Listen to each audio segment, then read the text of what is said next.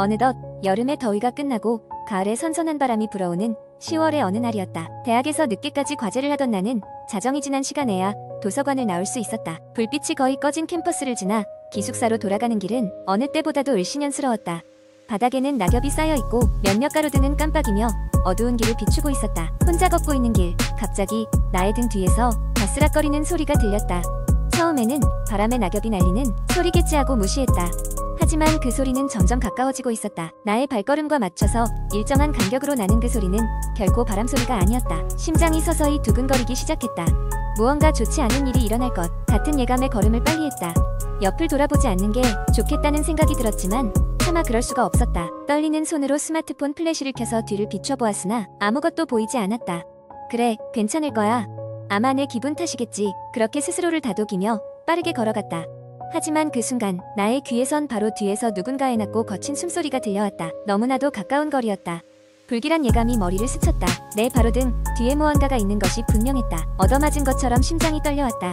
숨을 깊이 들이마신 후 냉큼 뒤돌아봤다.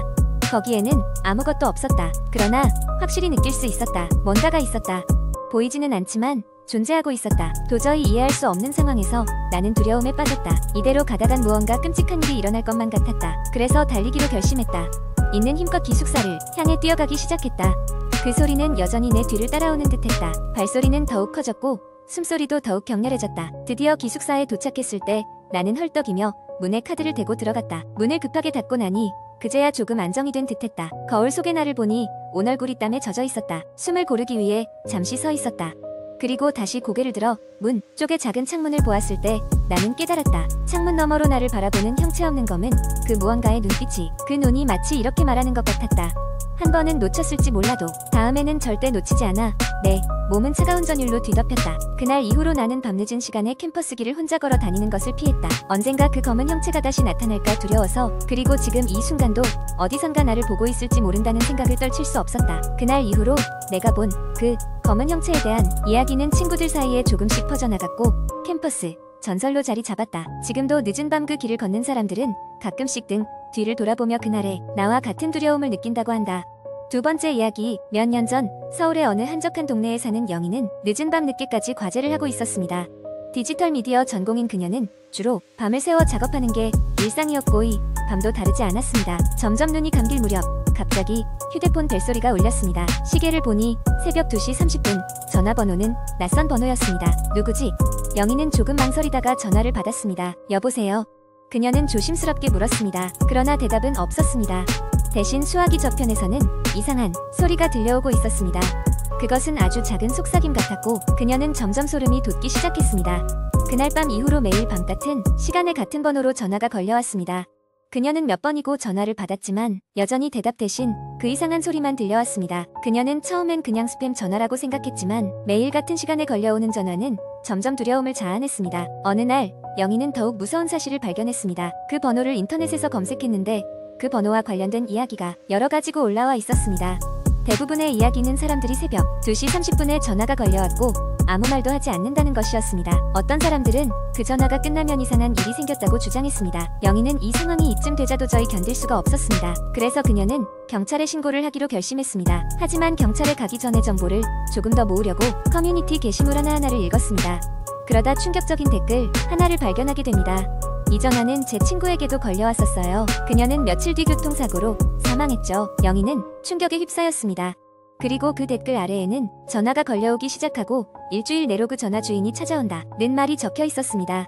그녀는 더 큰 두려움에 사로잡혔고 더 이상 이 전화를 방치해서는 안 되겠다고 생각했습니다. 다음 날 그녀는 경찰서로 향했습니다. 경찰은 별다른 조치를 취할 수 없다고 했지만 그녀는 끈질기게 부탁했습니다.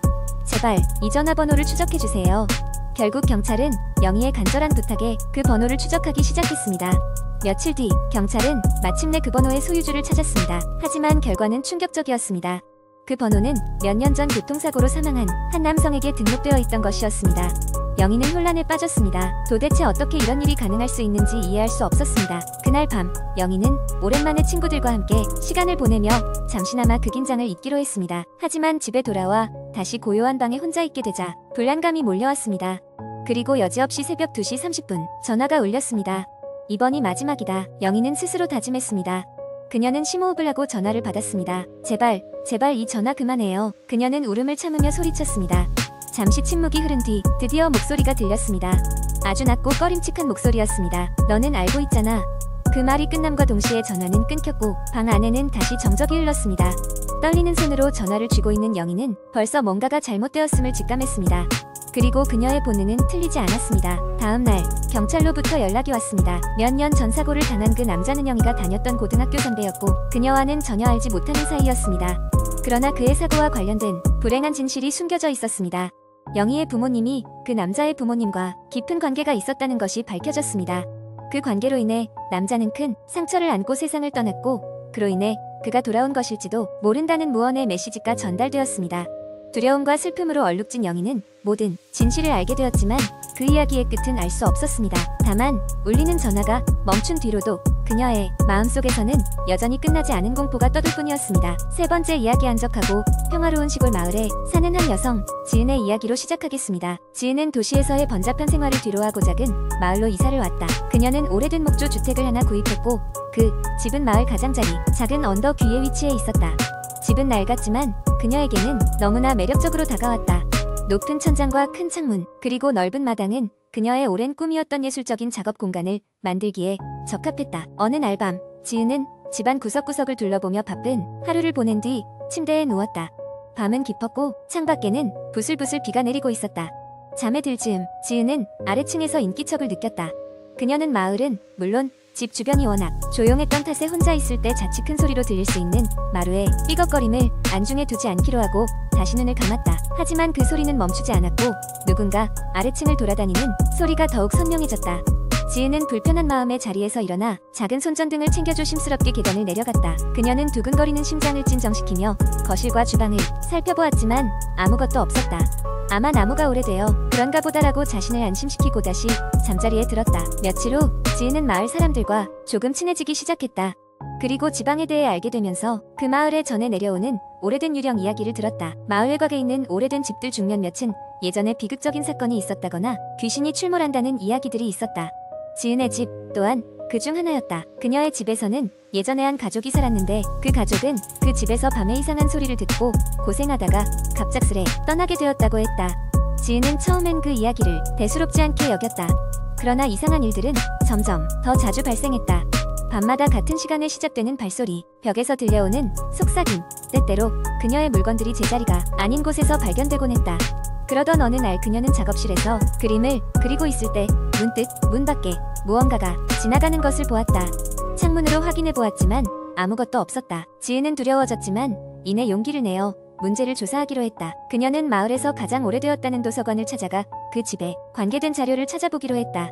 그녀는 오래된 신문 기사와 마을 기록에서 자신이 살고 있는 집에서 과거 어떤 사건이 있었는지를 찾아냈다. 해당 집에서는 약 50년 전 한 가족이 살고 있었고 그중 어린 소녀가 실종된 사건이 발생했었다. 그 이후로 그 집에서는 이상한 일들이 계속되었고 이웃들 사이에서는 해당 소녀의 영혼이 돌아오지 못한 채 집에 머물고 있다는 낭설이 퍼진 것이다. 지은은 그 이야기를 듣고 나서 자신이 겪은 일들이 단순한 착각이 아닐지도 모른다고 생각했다. 그녀는 전에 없이 두려움을 느꼈지만 동시에 이 영혼을 도울 수 있을지 모른다는 생각에 조심스럽게 행동하기로 했다. 그녀는 다시 집으로 돌아와 영혼에게 자신이 해를 입히려는 것이 아니라 도움을 주고 싶다는 마음을 전하려 노력했다. 며칠 후 마치 기적처럼 집안의 이상한 현상들은 사라지기 시작했다. 지은은 그 영혼이 평화를 찾은 것이라 믿었고 자신도 그 집에서 이제는 더 이상 두려움 없이 지낼 수 있게 되었다. 그리고 그때부터 그녀는 그 소녀를 기억하며 집 곳곳에 사랑과 배려가 넘치는 공간으로 꾸며나갔다. 지은은 비록 그 소녀의 모습은 끝내 볼 수 없었지만 그녀의 이 작은 행동들이 누구에게 큰 변화를 가져다 줄 수 있음을 깨닫고 화가로서도 더 큰 영감을 얻게 되었다. 그 후로도 그녀는 그 집에서만은 행복한 날들을 보냈고 묘하게도 많은 이들이 그녀의 그림에서 따뜻한 기운을 느꼈다고 전해들었다.